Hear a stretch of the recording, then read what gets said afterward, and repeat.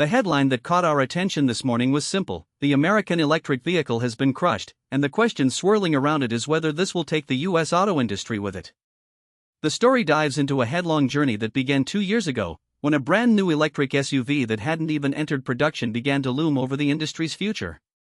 That early sign of trouble, according to the piece, signaled a pattern that has continued in the last few years. The largest U.S. automakers, Ford, General Motors, Stellantis, and a handful of others, have been noticeably pulling back from electric vehicles, even as global sales for EVs surge. The article explains that this pullback isn't just a handful of models slipping behind. It's a broader corporate culture that has been resistant to change.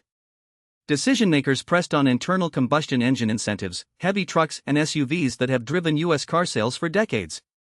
Yet the electric momentum isn't.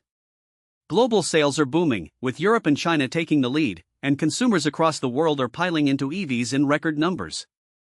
What has made this situation so dangerous is the timing.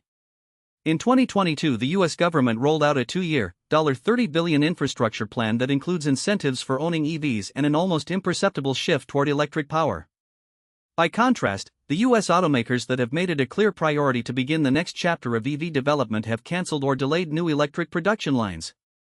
The result is a growing product gap that could eventually deny American manufacturers the ability to keep pace when governments tighten emissions regulations.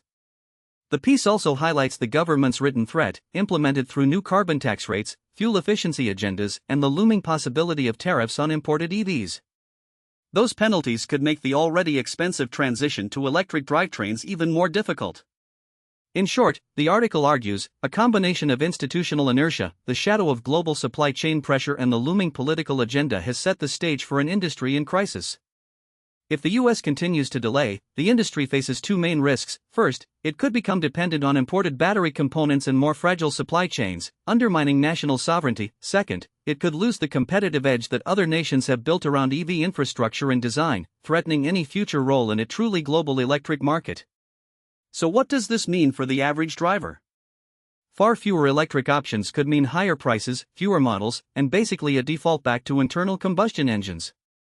The echo of that shift would ripple backward, more demand for oil, and forward, greater delays in reaching global emissions targets.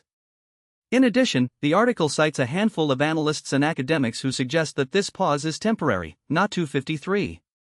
However, the tone is clear: the window to get ahead is closing, and a silent majority of investors and consumers are starting to take notice.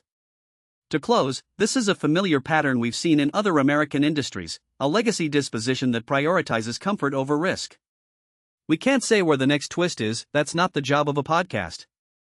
But, if you've got a hand in that stretch of the automotive industry, listen up, the clues are right in front of you. Thanks for listening, and we'll see you next time for the next big trend you need to know.